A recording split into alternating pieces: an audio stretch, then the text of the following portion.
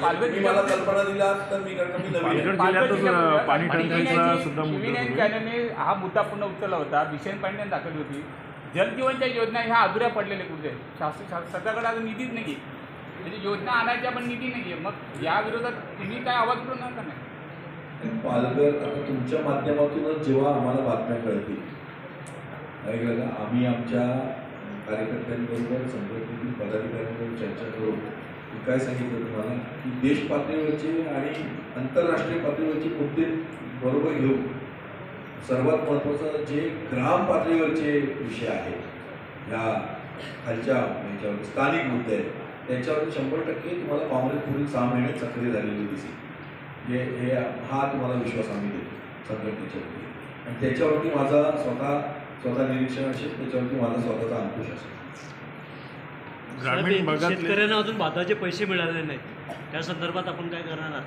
100% काल परवा मी प्रांतांची पण बोललो आणि जिल्हाधिकाऱ्यांची भेट येणाऱ्या काळामध्ये आम्ही घेणार आहोत सगळे मिळून शिष्टाचार. जे भाताचे पैसे असतील त्यानंतर कुठला एक विषय आहे पालघरला कसं आपल्याला म्हणून बुलेट ट्रेन आहे. दुसरं काय सांगितलं कुठला तो बरोबर आहे सर. वाडा भिवंडीची पण कठीण समस्या आहे. दुसरा एक विषय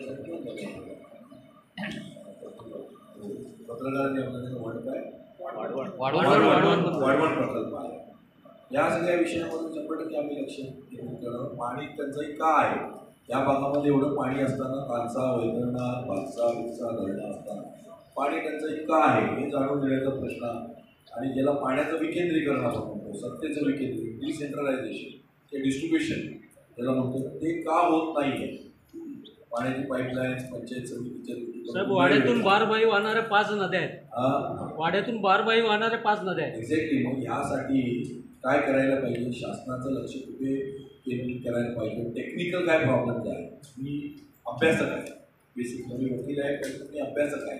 ही योजना कशा राबवल्या गेल्या पाहिजे या दृष्टिकोनातून सूचना देऊन लेखी सूचना देऊन त्या अंमलात आणण्याच्या दृष्टिकोनातून मग कशी आंदोलन घ्यावी लागतील, कशा बैठका घ्याव्या लागतील, कशी शिष्टमंडळ भेटावी लागेल, वेळ पडल्यास कशी PIL हायकोर्टात PIL करून बाबा लोक जर इथे टॅक्सपेयर आहेत, लोक जर इथे या ठिकाणी ग्रामपंचायती वसलेल्या आहेत इथे पाणी का नाही आम्ही त्यांना भाग पाडू आपण शासनाला.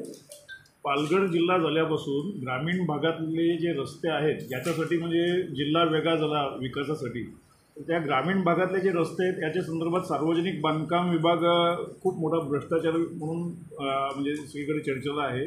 कारण रस्त्याची अतिशय दुरावस्था झालेल्या आहेत बऱ्याचशा ठिकाणी आणि काही ठिकाणी रस्ते झालेले आहेत आणि म्हणजे निकृष्ट दर्जाचे झाले आहेत, काही झालेलेच नाही आहेत, बिलं काढून घेतलेली आहेत.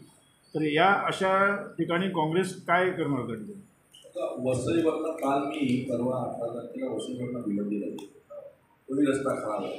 आज मला लोकांनी सांगितलं की भिवंडीवरनं वाड्याला येऊ नका, यायचं रस्ता खराब रोज रस्ता खराब आहे म्हणून मी वाशिम मार्गे आता आलो.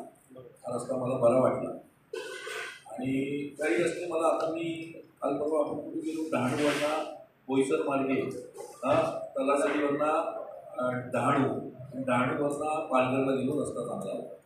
मला अजून भौगोलिक परिस्थिती जाणून घ्यायची, रस्ते वगैरे खराब का आहेत, त्याच्या वर्क ऑर्डर्स, त्याचे टेंडर्स कधी काढलेले आहेत, त्याच्या वर्क ऑर्डर्स कधी मिळवलेले आहेत, घेतलेले आहेत, त्याचे ॲग्रीमेंट्स काय आहेत, त्याच्या करारनाम्याच्या काय अटी शर्ती आहेत, त्यांनी कुठल्या प्रकारचा डांबर वापरला पाहिजे, कुठला BM वापरला पाहिजे, कुठल्या प्रकारचा AC वापरला पाहिजे, त्याने खाली स्ट्राटा काय टाकला पाहिजे, मुरुम टाकला पाहिजे, खडी टाकली पाहिजे, किती इंच टाकली पाहिजे, या सगळ्याचा अभ्यास येणाऱ्या काळामध्ये मी एक शिबिर घेईन.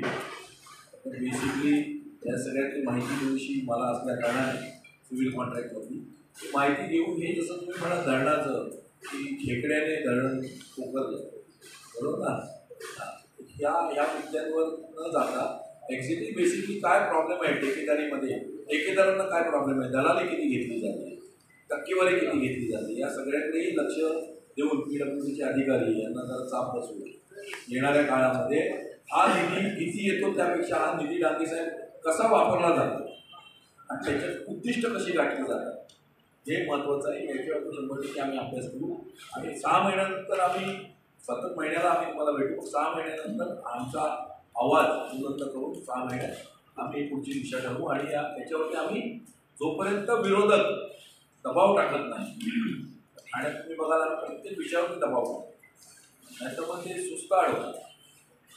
त्यामुळे आम्ही जरी सत्ताधारी असतो आम्ही सुस्ताड होतो आणि ते अधिक सुस्ताड होतात कारण का ते आमची पोटं भरलेली आहे.